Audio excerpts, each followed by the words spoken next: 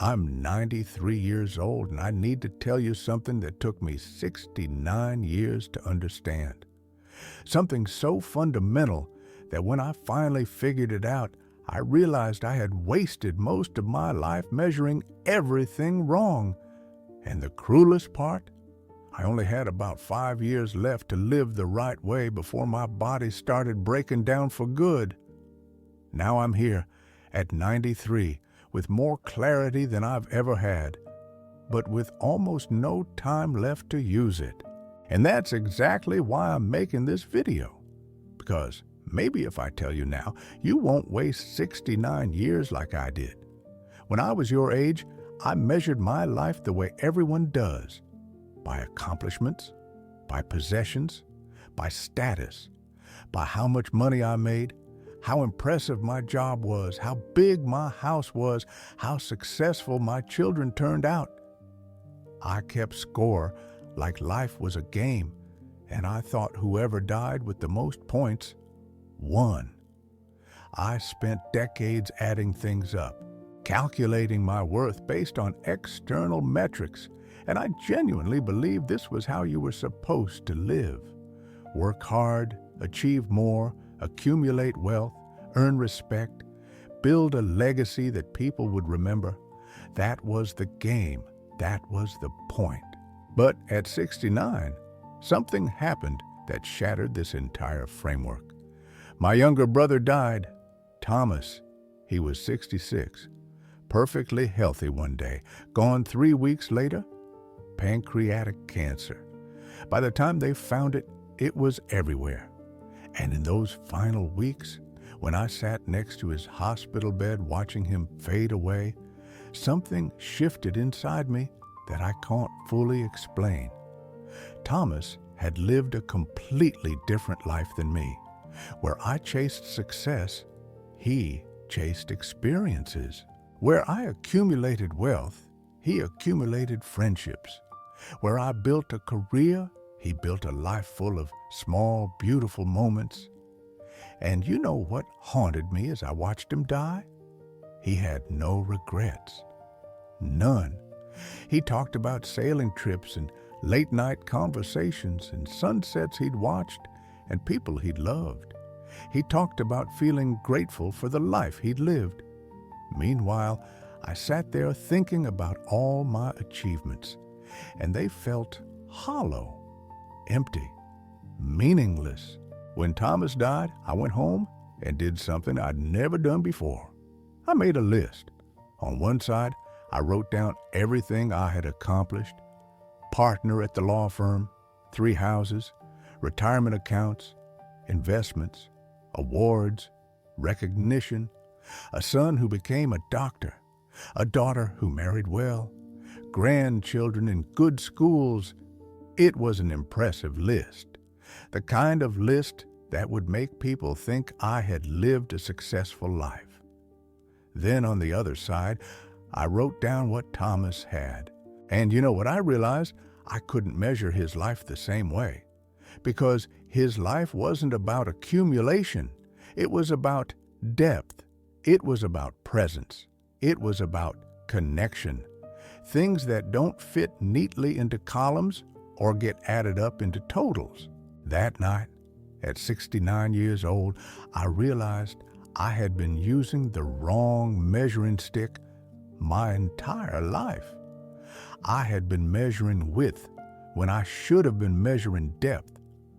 I had been counting things when I should have been feeling things. I had been tracking achievements when I should have been savoring moments. And worst of all, I had spent 69 years believing I was winning when actually I was losing. Losing time, losing connection, losing the only things that actually matter when you're lying in a hospital bed knowing you're about to die.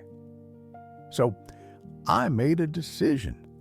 I had maybe 10 or 15 years left if I was lucky, maybe less. My body was already starting to show its age. My knees hurt. My back was stiff. I got tired easier, but my mind was still sharp. And I decided that whatever time I had left, I was going to measure it differently. I was going to live by Thomas's metrics instead of my own. And you know what? Those next 5 years, from 69 to 74, were the richest years of my life. Not in terms of money or status or accomplishment, but in terms of actually living, actually feeling alive, actually being present for my own existence instead of just managing it from a distance. I started measuring my life by conversations instead of transactions, by moments instead of milestones, by depth instead of breadth, and everything changed. I stopped working 70-hour weeks. I stepped back from the firm. I said no to things that didn't matter and yes to things that did. I called old friends I had lost touch with. I traveled to places I had always put off visiting. I sat with my grandchildren and actually paid attention instead of thinking about work. I had long dinners with my wife where we talked about real things instead of logistics. I read books I had been meaning to read for 30 years. I learned to play piano badly, but I didn't care because I wasn't doing it to achieve anything. I was doing it because it felt good. But here's what nobody prepares you for. Even when you figure it out, even when you change your measuring stick, you can't get the years back. Those 69 years I spent measuring wrong, they're gone, and I can't redo them. I can't go back to my 40s and make different choices. I can't go back to my 30s and prioritize differently. Those decades are locked in the past, measured by the wrong standards, and I have to live with that. That's the weight I carry now at 93. Not regret exactly, but a kind of sadness for all the time I spent optimizing for the wrong variables. Let me tell you what I wish I had understood at 30 or 40 or even 50. The things that actually matter, the things that will define whether you lived a good life or wasted it, they're not the things society tells you to chase. They're not impressive. They don't go on a resume. They can't be photographed or posted or bragged about. They're quiet. They're small. They're easy to overlook when you're busy chasing the loud, shiny things everyone else is chasing. But they're everything, and you won't realize this until it's almost too late. What matters is how you made people feel, whether you were present or distracted, whether you took risks or played it safe, whether you loved fully or held back, whether you said yes to experiences or said no because you were too busy building a career, whether you prioritized connection or achievement, whether you measured your life by what you accumulated or by how deeply you lived.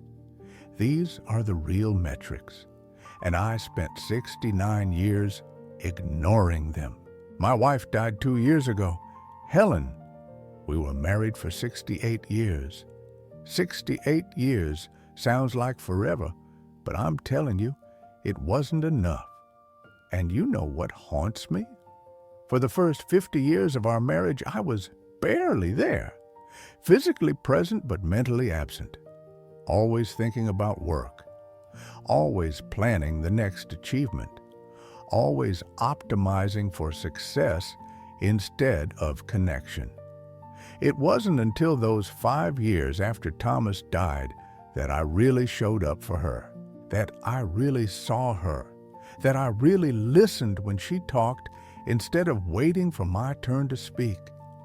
And those last 13 years we had together, from when I was 74 until she died at 91, those were the best years of our marriage, because I finally understood what mattered. I finally measured our relationship by depth instead of duration, by quality instead of quantity, by presence instead of proximity. But I can't stop thinking about those first 50 years. 50 years where I was using the wrong measuring stick. 50 years where I thought providing financially was the same as providing emotionally. 50 years where I thought being a good husband meant being successful instead of being present. I can't get those years back. Neither can she. Here's what I see when I look at young people today. I see the same mistake I made. I see people measuring their lives by metrics that don't matter. Followers, likes, salary, job titles, square footage, brand names, accomplishments that look impressive on paper but feel empty in your chest. I see people optimizing their lives like they're maximizing a spreadsheet, trying to hit certain numbers by certain ages, checking boxes, hitting milestones, comparing themselves to others. And I want to grab them by the shoulders and say, you're using the wrong measuring stick. You're going to wake up one day, maybe at 69 like I did, maybe at 75, maybe at 80, and you're going to realize you spent your entire life measuring width when you should have been measuring depth, and you can't go back. You can't redo those years. You can't recalculate your life using different metrics. The time to change your measuring stick is now, not later. Not when you're more successful, not when you have more money or more time or more security, now. Because every year you spend measuring wrong is a year you lose.